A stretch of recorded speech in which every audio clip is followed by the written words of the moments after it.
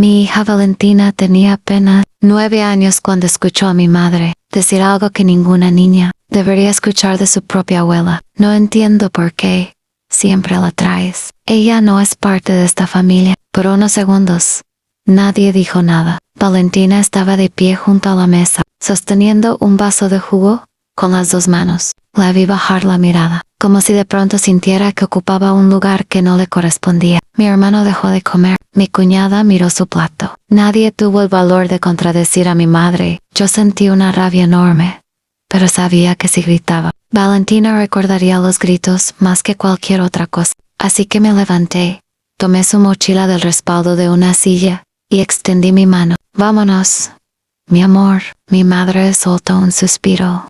Ay, por favor, no hagas un drama por una frase. Lamire, no estoy haciendo un drama, mamá. Estoy cuidando a mi hija. Mi hermano evitó mis ojos. Eso me dolió casi tanto como lo que ella había dicho. Salimos sin discutir. No pedí explicaciones y tampoco obligué a Valentina a despedirse de nadie. Apenas cerramos la puerta del auto, ella se quedó mirando por la ventana. Conduje unos minutos pensando que quizá necesitaba silencio. Entonces, escuché su voz. Mamá, ¿sí, mi amor? Tardó unos segundos en continuar. Si la abuela dice que yo no soy de la familia, entonces, ¿yo de quién soy? Tuve que apretar el volante para no llorar frente a ella. Le dije que era mi hija, que pertenecía conmigo, y que ninguna frase podía cambiar eso. Pero aquella noche entendí que ya no podía seguir confundiendo mantener unida a una familia con permitir que lastimaran a mi niña. Lo que ninguno de nosotros sabía era que alguien más había prestado mucha atención a lo ocurrido. Mi abuela Elena casi no había hablado durante aquel almuerzo. Meses después, todos volveríamos a estar reunidos, pero esta vez frente a un documento que ella había firmado, y cuando comenzaron a leerlo, uno de los primeros nombres que escuchamos fue el de Valentina. Pero para entender por qué aquellas palabras no fueron un simple comentario cruel, tengo que contar lo que mi madre llevaba años haciendo en pequeñas dosis. Valentina nació de una relación que terminó cuando ella todavía era muy pequeña. Su padre siguió presente en su vida, pero desde entonces yo fui quien organizó la mayor parte de su rutina en la escuela. Las citas médicas, las tareas y esas carreras de última hora para cartulina un domingo por la noche. Para mí, nunca hubo nada complicado en su lugar dentro de mi familia. Para mi madre, aparentemente sí. Al principio, eran detalles tan pequeños que resultaba fácil buscarles una explicación. En los cumpleaños, por ejemplo, mi madre llamaba a mis sobrinos varios días antes. ¿Qué quieres que te compre? Dime, para no equivocarme. Con Valentina era diferente. Algunas veces aparecía con una camiseta elegida a última hora. Y tras de Kia, no tuve tiempo. Después, veo que le compro. Y ese después casi nunca llegaba. Yo lo notaba. Claro que lo notaba, pero me repetía que un regalo no definía cuánto quería una abuela a su nieta. Pensaba que quizá estaba exagerando, y mientras Valentina no pareciera darse cuenta, prefería evitar una discusión familiar. Ahora sé que cometí un error al normalizar aquellas diferencias. La única persona que parecía observarlas con tanta atención como yo era mi abuela, Elena, la bisabuela de Valentina. Elena nunca armaba escenas. Si veía que los otros niños recibían algo y Valentina quedaba aparte, no intentaba compensarla delante de todos para hacer quedar mal a mi madre. Días después, simplemente aparecía con un libro que sabía que le gustaba o le invitaba a merendar. Mira lo que encontré y me acordé de ti, le decía. Hubo una conversación que entonces me pareció completamente normal. Unos meses antes de aquel almuerzo, Elena estaba tomando café conmigo cuando preguntó, ¿cuándo estás trabajando? ¿Quién recoge a Valentina de la escuela? Casi siempre yo. Y cuando no puedo, una vecina de confianza me ayuda. Portrait. Mi abuela asintió lentamente. Por saber, hija, no insistí. Pensé que era una de esas preguntas prácticas que hacía una mujer acostumbrada a preocuparse por todos. Mucho después, entendí que Elena no estaba hablando por hablar. Estaba intentando averiguar quién estaba realmente presente en la vida de mi hija. Todo ese favoritismo podía esconderse detrás de excusas. Hasta el domingo en que mi madre decidió decir en voz alta lo que llevaba años demostrando.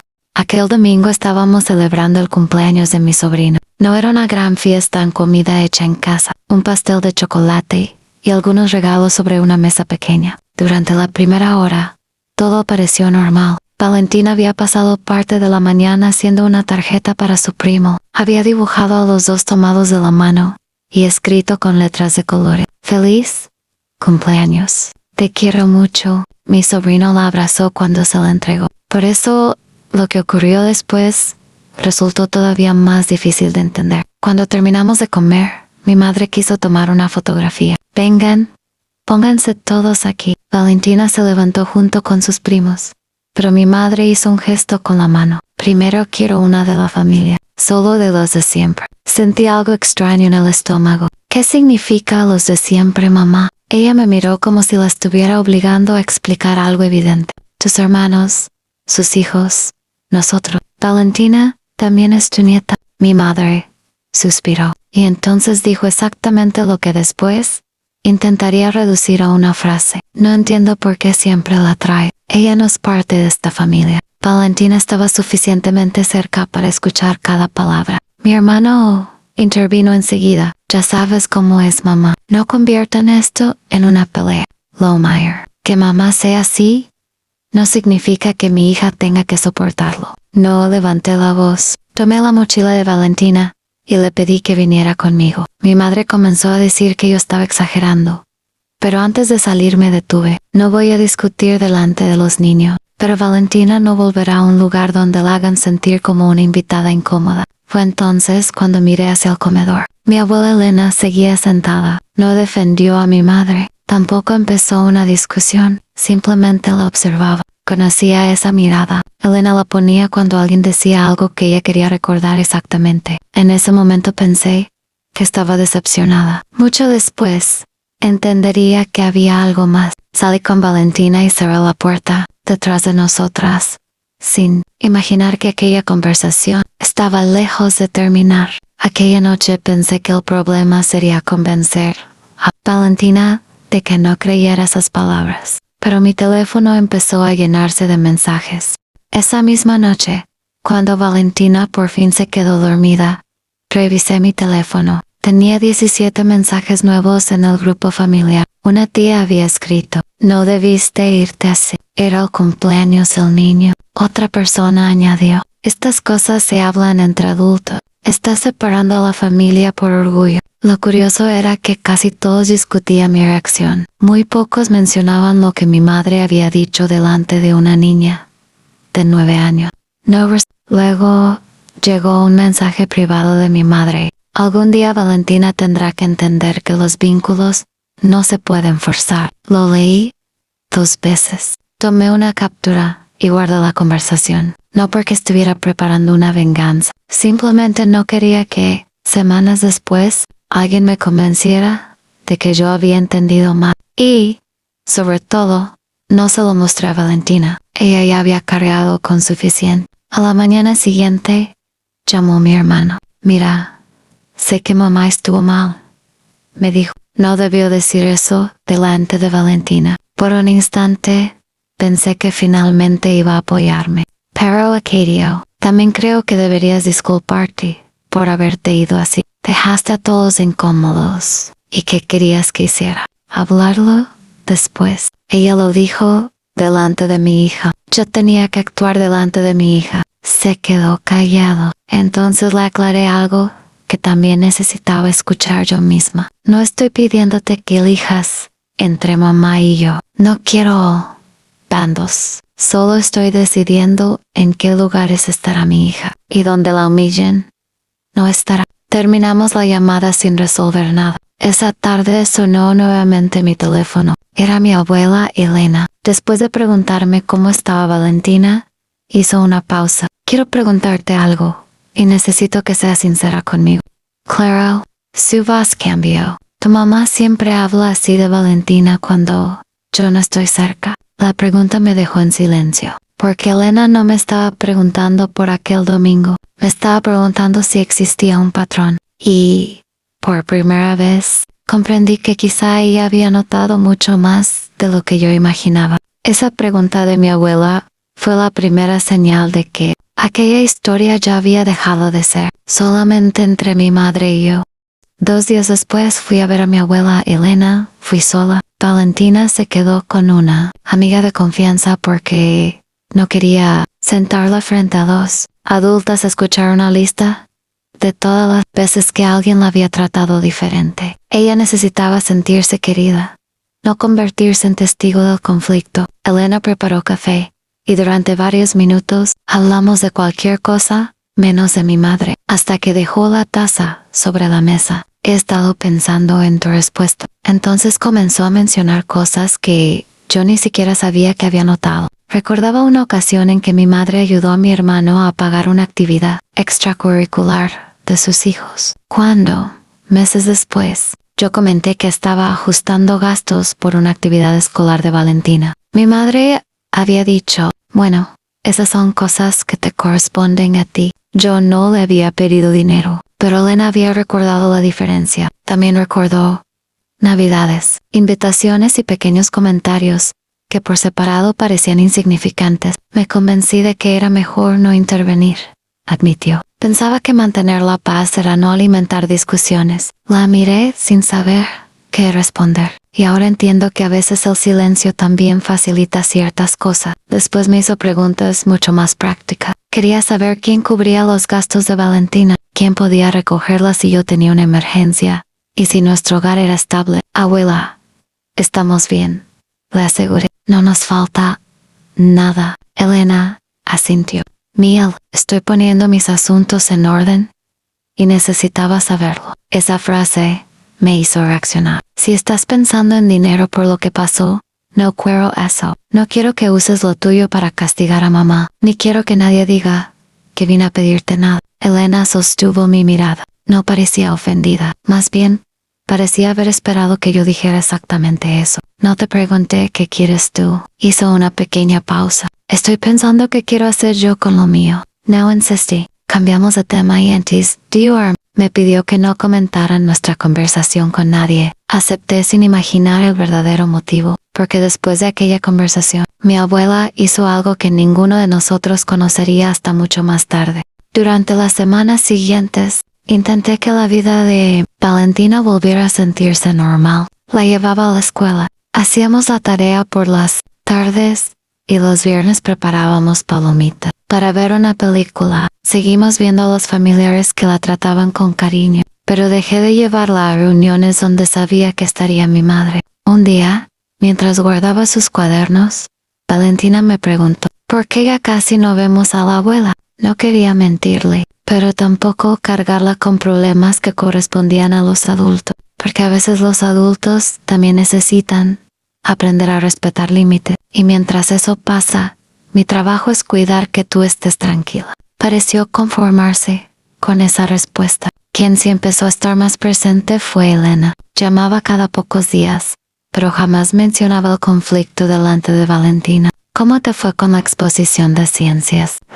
¿Terminaste ese dibujo del gato que me enseñaste? Eran conversaciones sencillas, precisamente por eso significaban tanto. Mientras nosotras recuperábamos cierta calma, mi madre estaba contando otra versión. Una prima me envió una captura del grupo familiar. Mi madre había escrito, desde que Elena empezó a ordenar sus cosas, mi hija no se despega de ella. Cada quien saque sus conclusiones. Debajo había otro mensaje. Ya sabemos lo que pasa cuando hay una herencia de por medio. Sentí ganas de responder y contar exactamente lo que Elena me había dicho.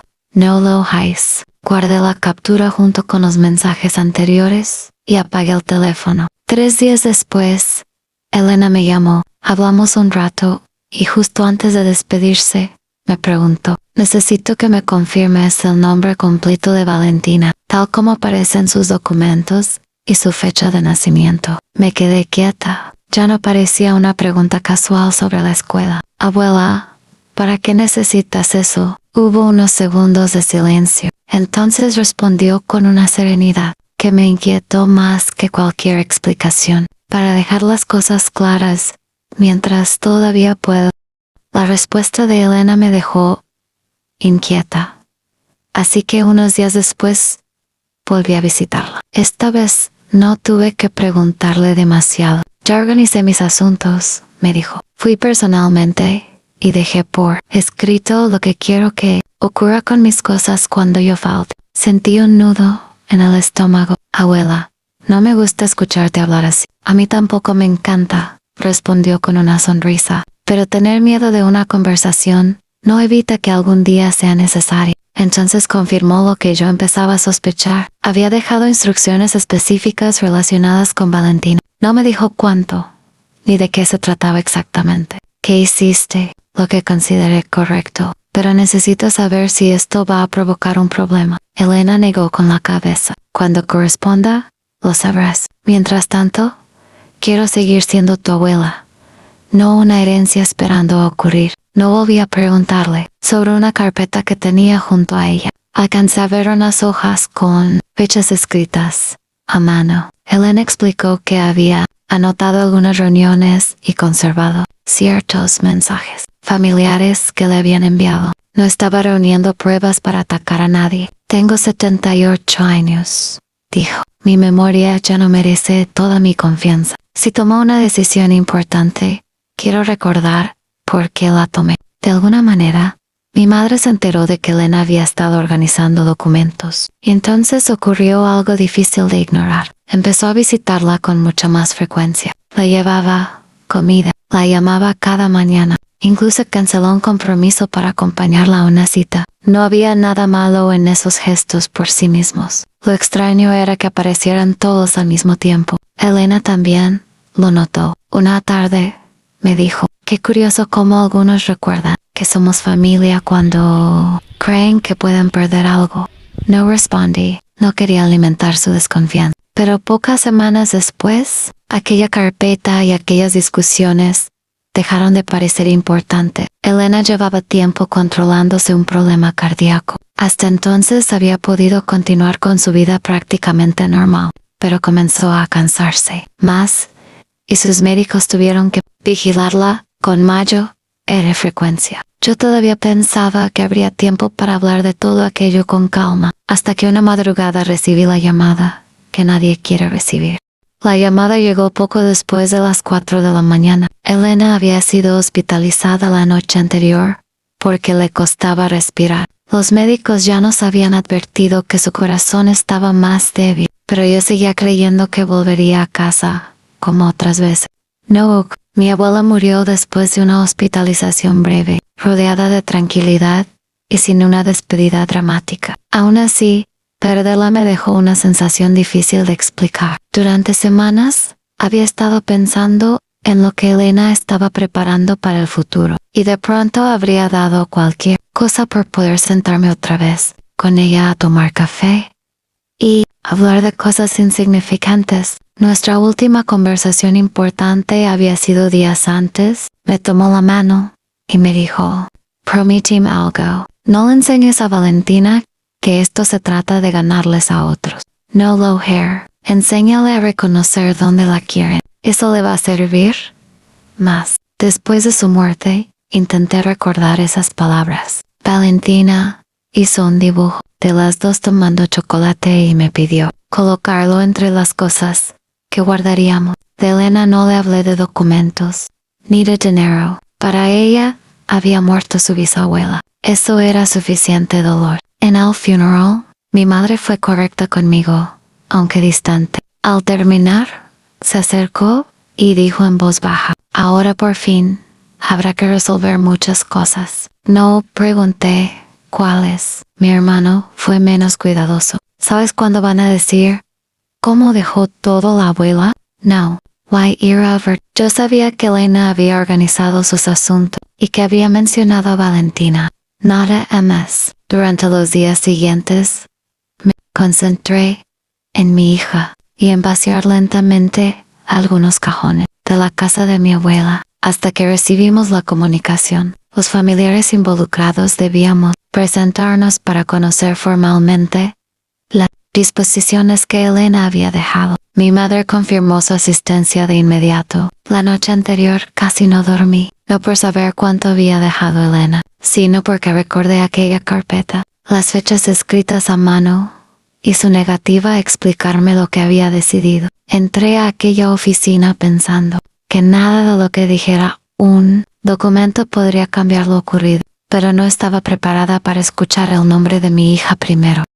El día de la reunión llegué unos minutos antes. Mi madre ya estaba allí, sentada junto a mi hermano. Apenas me saludó. Todo ocurrió de una manera mucho menos solemne de lo que uno imagina cuando escucha la palabra testamento. Era una oficina sencilla, con carpetas sobre una mesa y varias sillas demasiado juntas. La persona encargada comenzó explicando que Elena había organizado sus asuntos personalmente y que las instrucciones que íbamos a conocer reflejaban las decisiones que había dejado documentadas. Después comenzó a leer, y uno de los primeros nombres fue el de Valentina. Por un instante pensé que había escuchado mal. Elena había destinado una parte significativa de sus bienes al futuro de mi hija, con instrucciones para que esos recursos fueran administrados responsablemente, mientras ella fuera menor, y se utilizaran principalmente para su educación y bienestar. Sentí que mi madre se movía en la silla. Yo seguía intentando procesarlo.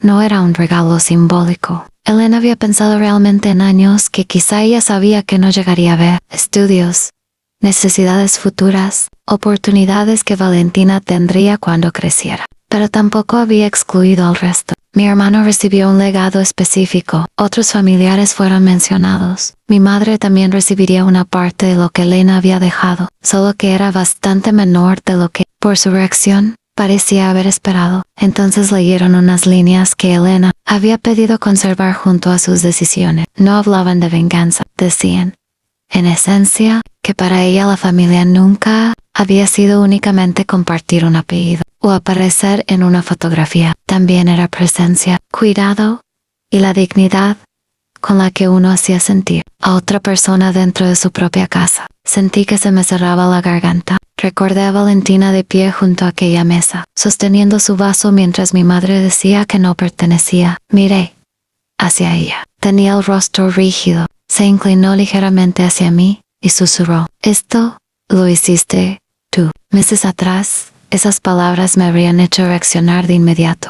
Esta vez no necesitaba convencerla de nada. Yo sabía que jamás le había pedido dinero a Elena. Sabía que incluso había intentado detener cualquier decisión tomada, únicamente por enojo. Y, sobre todo, sabía que mi abuela había sido una mujer capaz de decidir por sí misma. Así que guardé silencio y dejé que la lectura continuara. Pensé que la sorpresa terminaba allí.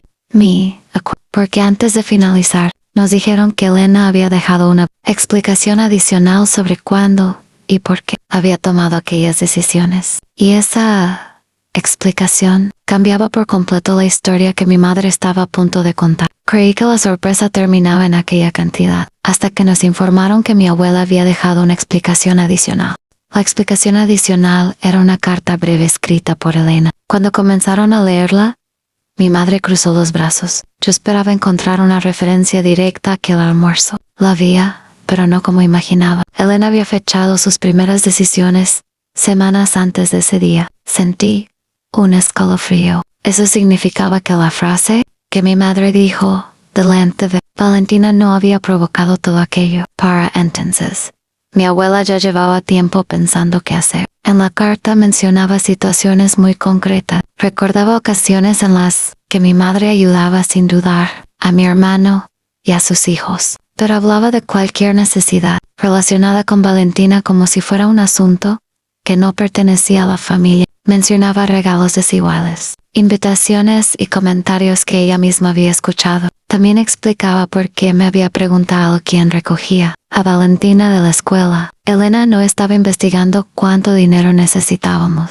Quería saber quién cuidaba realmente de aquella niña. Según su carta, había llegado a una conclusión incómoda. Mi madre utilizaba la palabra familia de manera diferente dependiendo de quién tenía delante y de lo que esperaba recibir de esa persona. El almuerzo simplemente confirmó lo que ya sospechaba. Mi madre negó con la cabeza. Esto es absurdo. Alguien tuvo que llenarle la cabeza de cosas. Mi hermano, que hasta entonces había permanecido callado, habló. Mamá, no. Ella lo miró. Che, Yo también vi algunas cosas. El silencio fue inmediato. Mi hermano tragó saliva. Sabía que tratabas diferente a Valentina. No pensé que llegaría a esto. Preferí no meterme porque no quería problemas. No fue una confesión heroica. Llegaba tarde. Pero al menos era la primera vez que dejaba de esconderse detrás de mamá. Es así. Mi madre se puso de pie. Qué conveniente. Ahora resulta que todos estaban observándome y nadie decía nada. Me quieren convertir en la mala por no sentir exactamente lo mismo por todos. Intenté responder, pero ella continuó. Valentina tenía madre y padre. No era mi obligación tratarla igual que a mis otros nietos. Y ahí quedó expuesto el verdadero problema. Nadie le había exigido sentir emociones idénticas. Le habíamos pedido algo mucho más básico. No hacer que una niña de 9 años se sintiera inferior dentro de su propia familia. Mi madre seguía mirando la herencia. Elena había estado mirando a Valentina. Fue entonces cuando entendí que mi verdadera respuesta no tenía que ser más fuerte que la suya. Tenía que ser más clara. Mi madre me alcanzó cuando salí de la oficina. Necesito hablar contigo a solas. Nos apartamos de mi hermano. Apenas estuvimos fuera del alcance de los demás. Dejó de fingir tranquilidad. Me quitaste algo que me correspondía. La miré durante unos segundos. Yo no redacté ese testamento, mamá. Pero hablaste con Elena. La pusiste en mi contra. Jamás le pedí dinero. De hecho, le dije que no quería que usara sus bienes para castigarte. Mi madre soltó una risa amarga. Qué fácil decirlo ahora. Antes habría intentado demostrarle cada detalle. Esta vez entendí que no necesitaba hacerlo. Puedes creerme o no. Lo que sí hice fue sacar a mi hija de una mesa donde una adulta decidió humillarla. Y eso lo volvería a hacer. Su expresión cambió. Entonces déjame hablar con Valentina. Puedo arreglarlo. Por un momento quise creer que finalmente había entendido. Pero siguió hablando. Ahora todos me miran como si fuera un monstruo. Tu hermano ya está de tu lado. Y, encima, parece que Elena decidió premiarte por alejar a mi nieta de mí. Ahí estaba otra vez.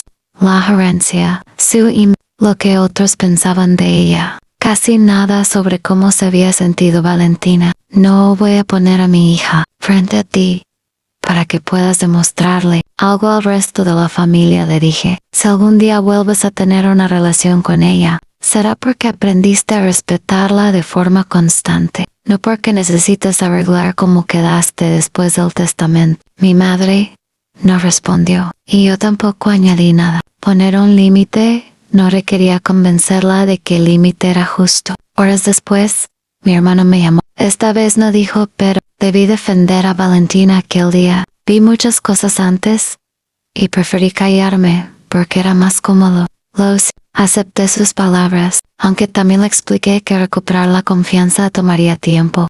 Así fue. No hubo abrazos milagrosos, ni una familia reparada de un día para otro. Mi hermano empezó con cosas pequeñas a llamar. Cumplí lo que prometía y tratar a Valentina exactamente como a sus otros sobrinos sin convertirlo en un...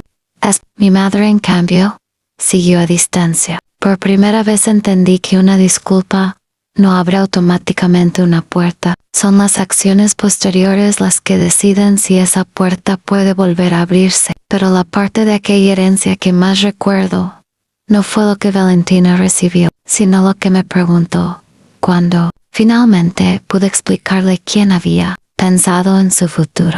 Pasaron varios meses. La vida de Valentina volvió a llenarse de cosas mucho más apropiadas para una niña de 9 años. Tareas que olvidaba apuntar, dibujos pegados en el refrigerador, tardes con sus amigas y discusiones conmigo, porque quería quedarse despierta. Solo 10 minutos más. Y eso era exactamente lo que yo quería para ella. No quería que creciera pensando en quién recibió más o menos de una herencia. Cuando llegó el momento, le expliqué solamente lo necesario. Una tarde nos sentamos juntas y le dije que su bisabuelo, Elena, había dejado algo reservado para ayudarla en el futuro, especialmente cuando llegara el momento de estudiar y empezar a construir su propia vida. Valentina se quedó pensativa, aunque yo era su bisnieta, precisamente porque era su bisnieta. Entonces, Hizo una pregunta que me devolvió inmediatamente a aquel automóvil después del cumpleaños.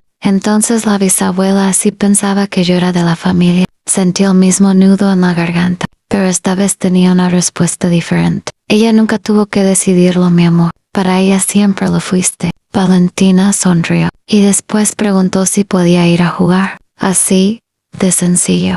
Para ella, aquella respuesta significaba más que cualquier cifra escrita en un documento. Mi madre todavía permanece a cierta distancia de nuestras vidas. Ha intentado acercarse algunas veces, pero todavía no he visto el tipo de cambio constante que necesitaría para volver a confiar. No se trata de castigarla. Si algún día demuestra con acciones que entiende lo que hizo, veremos qué relación puede construirse. Pero Valentina no será el lugar donde los adultos vengan a aliviar su culpa. Mi hermana tomó otro camino. No volvió a pedirme que olvidara lo ocurrido. Simplemente empezó a estar presente. La invito junto con sus primos. Recuerda su cumpleaños. Y si promete aparecer, aparece. Son cosas pequeñas. Pero después de todo lo ocurrido, aprendí que las familias también se revelan precisamente ahí, en las cosas pequeñas que se repiten cuando nadie está mirando. Durante mucho tiempo pensé que el final, 10, sería el día en que leyeron aquel testamento y mi madre escuchó el nombre de la niña que había dicho que no pertenecía. Ahora sé que no. La verdadera herencia de Elena no fue demostrar que mi madre estaba equivocada. Fue dejarme una lección que tardé demasiado en aprender. Yo no necesito enseñar a mi hija conseguir un lugar en una mesa donde alguien insiste en hacerla sentir menos. Necesito enseñarle a reconocer las mesas donde nadie le exige demostrar que merece sentarse, porque un apellido puede decir que dos personas son parientes. Un documento puede repartir bienes, pero ninguna persona adquiere el derecho de decidir cuánto vale una niña simplemente pronunciando la palabra familia. Y desde entonces, cuando Valentina me pregunta qué convierte a alguien en familia, ya sé exactamente qué responderle.